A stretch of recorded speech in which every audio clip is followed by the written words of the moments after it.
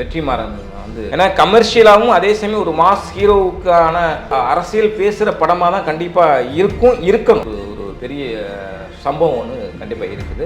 நீ அடுத்த சிஎம் வந்து விஜய் தான். அஜித்தோட ஒரு படம் வந்து இவ்வளோ தாமதமானது, இவ்வளோ தகராறு நடந்தது வந்து முதல் முறையாக இந்த படத்துக்கு தான் நடந்திருக்கு. ஈவோ கிளாஷ் ஆகிட்டுனாக்கா என்ன பண்ணுவார், அந்த ப்ராஜெக்டே கைவிட்டுவார். அது 10 கோடியாக இருந்தாலும் சரி, 20 கோடியாக இருந்தாலும் சரி, கடக்கட்டும் அப்படின்னு விட்டக்கூடிய ஒரு கேரக்டர். ஏன்னா ஜெயம் ரவி, சிம்பு 2 பேரையும் பார்க்குறப்ப சிம்பு பெரியார். கமலுக்கே வந்து அடுத்து இந்தியன் இந்த கல்கி ஆல்மோஸ்ட் முடிஞ்சிருச்சு. இந்த குழப்படினால இப்போ என்னென்ன கமல் பார்த்தீங்கன்னா பல கமிட்மெண்ட்டில், அதாவது ஒரு இடத்துல வாயை வச்சா பரவாயில்ல, பல இடத்துல ஒரு விஷயத்தை பண்ணுறப்பே அதை இப்படி பண்ணும் அப்படி பண்ணணும்னு ஏகப்பட்ட அவர் தான் மேதாவியாச்சு. நடிகர் விஜய் அவருடைய படத்தை கேரளாவில் ஷூட்டிங் போயிட்டுருக்கு. கோட் படத்தோட ஷூட்டிங். அடுத்தபடியாக 69வது படம் அறிவிப்பு வெளியாகும் அப்படின்னாங்க. முருகதாஸ், கார்த்திக் சுப்புராஜ், வெற்றிமாறன், அட்லி ஏகப்பட்ட பேர் வந்துச்சு. இன்னும் அதுக்கான அறிவிப்பு அஃபிஷியலாக வரல. ஸோ அவருடைய அடுத்த படம் அறிவிப்பு என்ன நிலைமையில் இருக்குது, 69 அறிவிப்பு என்ன நிலைமையில் இருக்குது சார்? இல்லை, இன்னும் வந்து இயக்குனரே யார் அப்படிங்கிறது ஒரு தீர்மானம் இல்லாத இதாக இருக்குது. அந்த சம்மந்தப்பட்ட இயக்குனருக்கும் விஜய்க்கு மட்டுமே வெளிச்சம் அப்படிங்கிற மாதிரி தான் இருக்குது.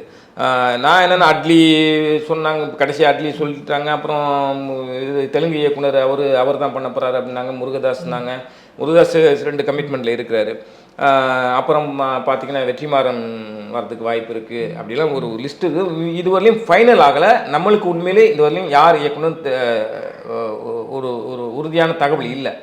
ஆனால் யார் இயக்குனா நல்லாயிருக்கும் அப்படிங்கிற ஒரு ஆப்ஷனில் நான் வந்து வெற்றிமாறன் வந்து டிக் அடிக்கிறேன். முருகதாஸ், வெற்றிமாறன் இவங்கெல்லாம் ஏற்கனவே வந்து விஜய்க்கு ஹிட்டு கொடுத்தோம். ஆமாம், விஜய்க்கு மட்டும் இல்லை, தெலுங்குலையும் வந்து சில அரசியல் என்ட்ரி வரப்பெல்லாம் சிரஞ்சீவி பண்ணலாம் முருகதாஸ் தான் படம் பண்ணார். அப்படி இருக்கும்போது 2 பேரும் வந்து சரியான சாய்ஸாக நான் பார்க்குறேன். 2வது அரசியல் பேசுகிற படமாக தான் கண்டிப்பாக இருக்கணும். அதுதான் விஜயோட அரசியல் கரியருக்கும் நல்லது. அந்த படத்துக்குள்ளேயே தன் கட்சி எப்படியெல்லாம் செயல்படப்படும், தன்னுடைய அரசாங்கம் எப்படியெல்லாம் இருக்கும் அப்படிங்கிறத வந்து அந்த கதைக்குள்ளேயே வச்சு பண்ணுறப்ப அது வந்து விஜய் வந்து ரொம்ப ஈஸியாக வந்து கடத்திடுவார் மக்கள்கிட்ட கொண்டு போகிறதுக்கு. ஆமாம், அதை வந்து கடத்துறதுக்கான சரியான ஆளாக வந்து நான் இந்த 2 பேரை தான் பார்க்குறேன். 2 பேரை தவிர எனக்கு வேறு யாரும் பார்க்க தெரியலை. ஏன்னா கமர்ஷியலாகவும் அதே சமயம் ஒரு மாஸ் ஹீரோவுக்கான விஷயமாகவும் அதே சமயம் ஒரு பொலிட்டிக்கல் சட்டையர் பண்ணுற மாதிரியோ இல்லை அரசியல் கொள்கை கோட்பாடுகள் எடுத்து சொல்கிற மாதிரியோ வந்து இந்த 2 பேர் தான் மிகச்சரியாக அந்த ஸ்க்ரீன் பிளேயை கையாள தெரியும். பாக்கியெல்லாம் கொஞ்சம் அரைகுறையாக இருக்குங்கிறது என்னுடைய கருத்து. பட்டு அந்த மாநாட்டுக்கு பிறகு தான் கூட இதுவுமே இந்த அனௌன்ஸ்மெண்ட்டையும் வரும்னு நான் நினைக்கிறேன். கட்சி மாநாடு இப்போதைக்கு சாத்தியம் இருக்கா, இல்லை அது என்ன பிரச்சனை? இல்லை, மாநாடு எனக்கு தெரிஞ்சு வந்து பார்லிமெண்ட் எலெக்ஷன் முடிஞ்சோன்னு தான் பிளானிங்.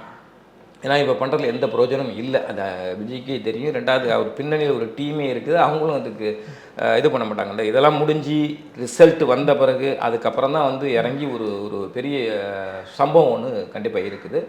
அதை பண்ணுவார். நம்ம கேரளாவில் இருந்த அந்த ரசிகர்கள் கொடுத்த வரவேற்பு, ஆரவாரம், ஆர்ப்பாட்டமே விஜய்க்கு எவ்வளோ பெரிய ஒரு இது இருக்குது. ஆனால் இதை வச்சு இதெல்லாம் அப்படியே ஓட் பேங்காக மாறுமா அப்படின்னா இல்லை. அது வந்து கேரளா நடந்தது. ஆனால் அதே மாதிரி வந்து தமிழ்நாட்டிலையும் அவருக்கு பயங்கர ஒரு இது இருக்குது, வரவேற்பு இருக்குது. அந்த மாநாட்டுக்கு பிறகு அங்கே என்ன கட்சி கொள்கையை அறிவிக்க போகிறாங்க அப்படிங்கிற பொறுத்து தான் வந்து அரசியலில் அவர் வந்து எடுபடுவாரா எடுபட மாட்டாரா அப்படிங்கிறது முடிவாகும். இப்போதைக்கு இந்த சூழ்நிலையில் வச்சு பார்க்கும்போது நீ அடுத்த சிஎம் வந்து விஜய் தான் அப்படிங்கிற மாதிரிலாம் ஒரு இது போகுது. அப்படியெல்லாம் சொல்லவே முடியாது. இங்கே வந்து பெரிய பெரிய முதலைகள் இருக்காங்க.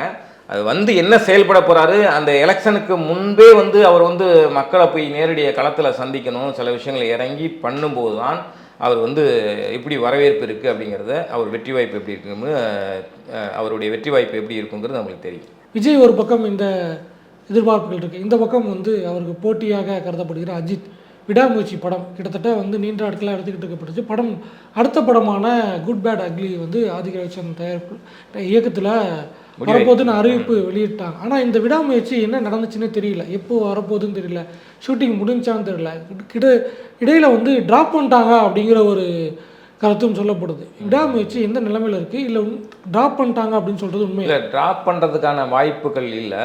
ஏன்னா கிட்டத்தட்ட 3/4 கிணறு தாண்டிட்டாங்க. இன்னும் கொஞ்சம் தான் போர்ஷன் இருக்குது. அப்புறம் போஸ்ட் ப்ரொடக்ஷன் ஒர்க்கு முடிஞ்சிடும். ஆனால் இங்கே யாருடைய ஈகோ தெரியல, இவ்வளோ நாளாக இழுத்துட்டு இருக்குது. ஆரம்பத்தில் பார்த்தீங்கன்னா இயக்குனரே மாறி, கதைகள் மாறி, அப்புறம் திரும்ப மயில் திரும்பியே 3 ஸ்கிரிப்ட் பண்ணி அதை அப்புறம் ஒத்துக்கிட்டு இது வந்து இப்போ மயில் திருமணிக்கும் அஜித்துக்கும் உள்ள ஈகோ அப்படிங்கிறாங்க. ஏன்னா மயில் திருமணியும் தன்னுடைய விஷயத்தில் விடாப்பிடியாக இருக்கக்கூடிய ஆள் தான். அதே மாதிரி புடிசருக்கும் அஜித்துக்கும் மனஸ்தாமதம், 2 பேருமே நெருக்கமான நட்புல தான் இருந்திருக்காங்க. அஜித்தும் சுபாஸ்கரனும் நல்ல ஒரு நட்பு அண்டர்ஸ்டாண்டிங் தான் போயிட்டுருக்குது. எங்கே கருத்து வேறுபாடு வந்ததுன்னு தெரில, இல்லை 2-3 தடவை வந்து ஷூட்டிங் நிறுத்தப்பட்டு கேட்கப்பட்ட லொக்கேஷனுக்கு சரியாக ஷிஃப்ட் ஆக முடியாத ஒரு சூழ்நிலையில் அஜித்துக்கு ஒரு மன வருத்தம் ஏற்பட்டுச்சா என்னன்னு தெரியல. இது ஒரு அனுமானம் தான். ஆனால் சம்திங் இந்த ஒரு முக்கோண காதல் மாதிரி முக்கோண ஈகோ நடந்துக்கிட்டு இருக்குது. அந்த விஷயந்தான் வந்து இந்த வேகத்தடையாக இருக்குது விடாமுயற்சிக்கு. ஆனால் படம் வந்து வராது, ட்ராப் ஆயிடுச்சு அப்படிங்கிறதுல எனக்கு நம்பிக்கை இல்லை. கண்டிப்பாக வரும், கொஞ்சம் லேட் ஆகுது. பட் ஆதிக்கோட படம்லாம் கூட ஸ்டார்ட் ஆகிரும்னு நினைக்கிறேன். ஏன்னா அப்படி தான் போயிட்டுருக்குது. எப்பொழுதுமே எந்த ஒரு விஷயத்துலையுமே ஈகோ வந்து தலை தூக்கணுன்னா இந்த ஆஸ்கர் ரவிச்சந்திரன்லாம் சொல்லுவாங்க. அவர் வந்து சில இது பிடிக்கல, டைரக்டரை பிடிக்கல, இல்லை ஹீரோ வந்து சரியாக ஈகோ கிளாஷ் ஆகிட்டுனாக்கா என்ன பண்ணுவார், அந்த ப்ராஜெக்டே கை விட்டுருவார். அது 10 கோடியாக இருந்தாலும் சரி, 20 கோடியாக இருந்தாலும் சரி, கிடக்கட்டும் அப்படின்னு விட்டக்கூடிய ஒரு கேரக்டர். அது மாதிரி எல்லா தயாரிப்பாளரும் இருக்கிறதுக்கு வாய்ப்பு இருக்குது. அந்த ஒரு இதில் தான் இது வந்து அப்படியே கிடப்பில் போட்டிருக்குது. அஜித்தோட ஒரு படம் வந்து இவ்வளோ தாமதமானது, இவ்வளோ தகராறு நடந்தது வந்து முதல் முறையாக இந்த படத்துக்கு தான் நடந்திருக்கு. நினைச்சால் அஜித் வந்து தீர்க்கலாம், தீர்க்கிறதுக்கான இது அவர்கிட்ட தான் இருக்குது. கண்டிப்பாக அதை செய்யணும். அது செஞ்சால் விடாமுயற்சி விரைவில் வெளிவரும். இன்னொரு படம் வந்து தக் லைஃப், கமலஹாசன் மீண்டும் இணைகிறாங்க. அறிவிக்கும் போதே வந்து ஒரு பெரிய குரூவோடு தான் அறிவிச்சாங்க.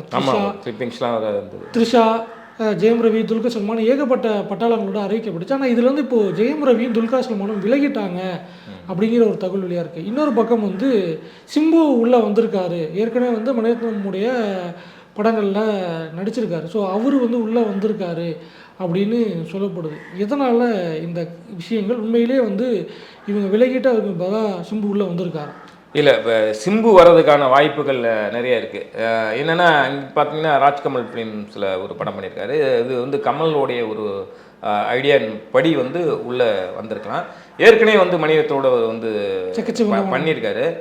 வந்தால் அது ஒரு இதை ஒரு கொடுக்குமே அப்படிங்கிற ஒரு இதனால கூட உள்ளே வந்திருக்கலாம். ரெண்டாவது, இந்த ஜெயம் ரவி கேரக்டர் இல்லைன்னு சொல்கிறீங்களா, அதற்கு பதிலாக வந்து இவர் விழுந்து உள்ளே இழுத்துருக்கலாம். ஏன்னா ஜெயம் ரவி சிம்பு 2 பேரையும் பார்க்குறப்ப சிம்பு பெரியாள் அப்படின்னு வில்லக்கா. அது என்னென்ன கால் ஷீட் பிரச்சனை தான். ஒவ்வொருத்தருக்கும் ஒரு பல படங்கள் போயிட்டுருக்கு. த்ரிஷாவுக்கு பல படங்கள் நடிச்சிட்டு இருக்காங்க. கமலுக்கே வந்து அடுத்து இந்தியன் தூம்பு இந்த கல்கி ஆல்மோஸ்ட் முடிஞ்சிருச்சு.